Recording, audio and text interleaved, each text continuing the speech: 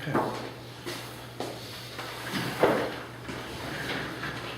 Okay, good morning. I'm here with Dennis Teasters. He's the co-owner of Pure Life Development of Atenas. We're going to talk to Dennis a bit today about Atenas and some of the attention that Atenas seems to have been getting. Dennis, it seems that Atenas has been getting a lot of attention from very important people, some very important lobbying bodies, including the AARP, the American Association of Retired People, has claimed it as one of the top places to retire in all of the world. Yeah. Which is pretty impressive stuff. And I know you've been here a little while, and I'm curious as to how you found Atenas and how you determined this is where you wanted to base your business and your life. Sure. Good morning, Rogers. Yeah, that's the truth. Over the past 5 to 7 years, Atenas has become very popular with expats. And I think that it's the accumulation of those years of the popularity growing and growing and growing. Now it's receiving all the press from that. You know, I personally started traveling to Costa Rica about 7 years ago, traveled the whole country, and something always brought me back to Atenas. Can I tell you what it is? I can't say exactly what it is. I don't know. It's a feeling, it's the people, it's the weather, Right. it's the convenience. I can personally attest to how beautiful the place is, and it's a very, very charming town in Pueblo. Everything is available. It seems to have all the amenities that you could possibly want. People are extremely friendly. There's decent food. There's very quaint little ice cream shops. It's got a lot of natural character. Atenas has everything at your fingertips. It is a small town. You can find literally everything in town that you would need. However, if you want more variety, you need to go to San Jose. Sure. But now with the new San Jose Caldera Highway, we can be in Escazú in 20-25 minutes max. Let's talk about the Caldera Highway. I'm not sure everybody that might be listening is familiar with it, but it's practically brand new. It's only opened when, in the last? This year. This year. It put in January. And tell people a little bit what that means to this area. I mean, before it was really kind of difficult to get here, as opposed to this is a brand new modern highway that's only just opened, and it has really opened up this entire area to the center of San Jose and a lot of infrastructural things. Well, what happened is before we had the old Highway 3 or the Aguacate, as the Costa Ricans call it, and that's just a 2-lane winding mountain highway that goes from San Jose all the way over to the coast at Caldera. Sure. It's a beautiful drive, very charming. But if you get stuck behind one fruit truck, you're stuck. Okay.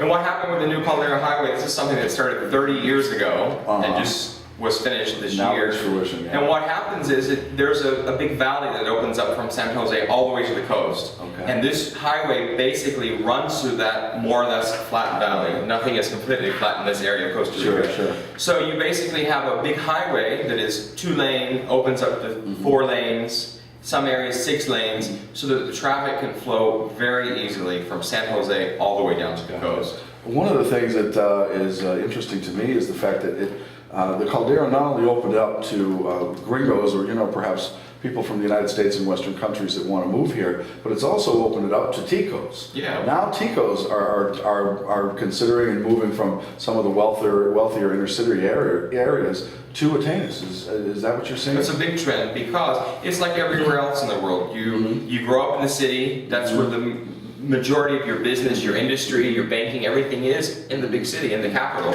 And before you didn't have much of a choice because your driving time was 45 minutes or an hour to work, for example, from Atenas.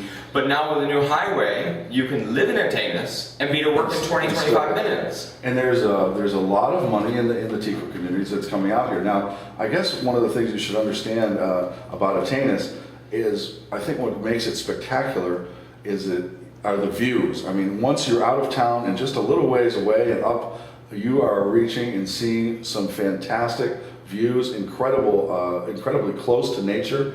A lot of the properties that I've seen with you are really, you feel like you're in a natural environment. You're not crowded with neighbors, etc. It was amazing to me, the views. Downtown Atenas is basically a small plateau, right? But around that it's surrounded by a ring of mountains.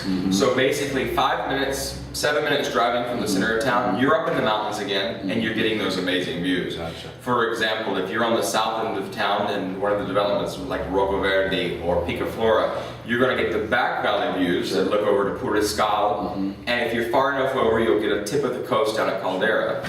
But then if you go up a little further, up to Altos de Monte or Estanquillos, you're going to get the full front on San Jose, the whole Central Valley view. I gotta say that the lights at night are spectacular. It's brilliant. It's amazing. No, it's amazing. Now you guys have been here for only how long have you been here in business? Full time, 3 years. 3 years. Well, you're busy guys. You showed me several of your major projects that you're developing here, and they're gorgeous. And Dennis and his partner Gerardo are developing eco-minded projects, and I saw them yesterday, and they're quite impressive. If you could tell us a bit more about those. Sure, that's something we're really excited about. My experience for 15 years has been in historic restorations, so I have extensive experience in redevelopment. And our first project is a small project. It's called La Antigua del Valle. The inspiration for that was many trips to Antigua, Guatemala. I really love I love the colonial architecture. So the first development is going to be homes that are that colonial style. You don't see a lot of colonial style here, do you? It's not common. Some of the older houses in downtown you will find, in Heredia you will find a few houses, but it's not so common. And what is typical of a Spanish colonial is a U-shaped home with a center courtyard, there's a garden, then you have porches that wrap around that, and it allows for a freshness in the house, it allows for privacy, but we're doing a twist on that. We're adding all the windows and all the doors you need to take advantage of those spectacular views we have here. And then we're going to add other things. We're going to work with solar technology to add some power to the house. We're going to work with some recycled water systems. We have a great roofing material here that's made from the bags that they place over banana pods to keep bugs out. They take those and recycle them into a roofing material, and that's what we're going to be using. One of the things I found in my research is that Costa Rica is now getting green. It's really become a trend, but I mean, in years past, it was difficult to find those types of materials. Now you're seeing a lot more selections of things that are green-minded. Costa Rica is a perfect place to implement green-minded eco-projects because of the weather.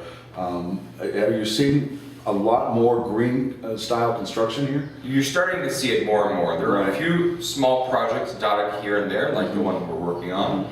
I think the thing about it is now becoming more popular. We're more aware, we're more conscious around the world, but also it's become more accessible to people. It's become more affordable. When the idea of green and solar all first came out, it was so expensive. It was just untouchable for the average person. So I think all those prices have come down, and now we're trying to integrate those technologies into a house that will compare to other homes that aren't eco, but try to keep it close to the same price range. What a lot of people may not be aware of is that Costa Rica and its government has a very ambitious plan to become a carbon neutral country by the year 2035. It's one of only 4 that have attempted that bold claim. Now, one of the things that impressed me about your projects, Dennis, was that you're not crowding them. You were really tasteful in how you set up the lots. They're all good sized lots. They're all large. They're all very respectful for privacy. I see that you also have a second project that's close by the first one. You're very ambitious. What was behind? I mean, a lot of people would fit as many things as they could, but you took a very tasteful approach, I thought. Well, I don't want to be so altruistic, but I think in part we live in a beautiful country here. We are privileged to live in a country that has so much nature. Because coming from Florida, a lot of the nature, the native Florida, I'm native Floridian, a lot of the nature that my grandparents and great-grandparents knew doesn't exist anymore because of overdevelopment. It was trampled on. So that is part of the idea. I'm from the country. I remember having so many nice things to grow up with, just nature-wise. So I love that here. But also people come here with that mentality. They come here with a dream, and we have to sell them that dream. And that dream is tropical, lush, forest. There's so many things that go along with that, and that's what we try to provide for people. It's evident in the name of your company. Maybe you should explain exactly what Pure Life comes from.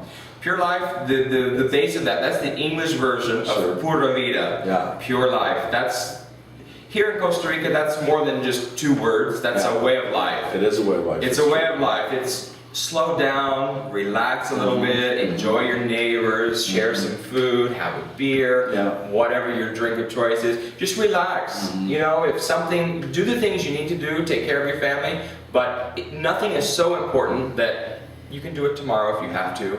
have to fit a little bit of enjoyment into each day. Well, I have to say that I get a real sense of peace and tranquility up here in Atenas. I live down by the beach, but here it seems to have everything. It's got it all. It's beautiful. It's very, very close to nature. It's green year-round. All the amenities are here. All the infrastructure. Hospitals are close. Very, very well-ranked, highly accredited hospitals. In fact, some even better than some of the care we're receiving in the United States. So everything is really here for anybody that wants to consider retiring, coming. Now you're seeing a lot of retirees coming. You told me that you've got several types of clients. There's a lot of people that are having vacation homes here, but a lot of people are settling down to retire here. Which means, go ahead. I would say the biggest majority of our clients are retirees. Really? I would say 80-85%. Or they are 5 years out from retiring. Yeah. So we see a lot of people in the 55 range coming, looking, getting ready. Pre-retirement. Pre-retirement. Pre-retirement planning. And then we have a few others just have a second home here for vacations, and a couple of younger families moving in as well. So, but that is the bulk of our category is retirement. Now, as far as like a long-range plan that the government or the municipality might have for this area, are they strict about trying to keep keep it tranquil and pristine? Yeah. Tell me a little bit. Atenas has a lot of protected area. Right. So you have to be careful in that sense. Right. And that's a really good thing. I think so too. Because there are many areas that you just can't go in and build whatever you want. There are many areas that you have to do a little bit of research on. But we have equal amounts of area that is perfect for development. So they've really taken the time to reserve some areas so that it will never be so overcrowded or turn into a capital city. That's what I like as well.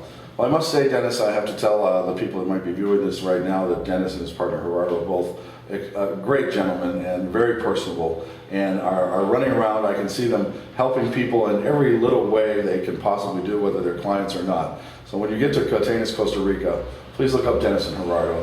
Their offices in downtown Atenas, and they will help you with anything you might need and answer your questions. Thanks. Thanks, Rogers. Very much appreciate it. Nice seeing you. Well, good. What do you think? We're off the cuff.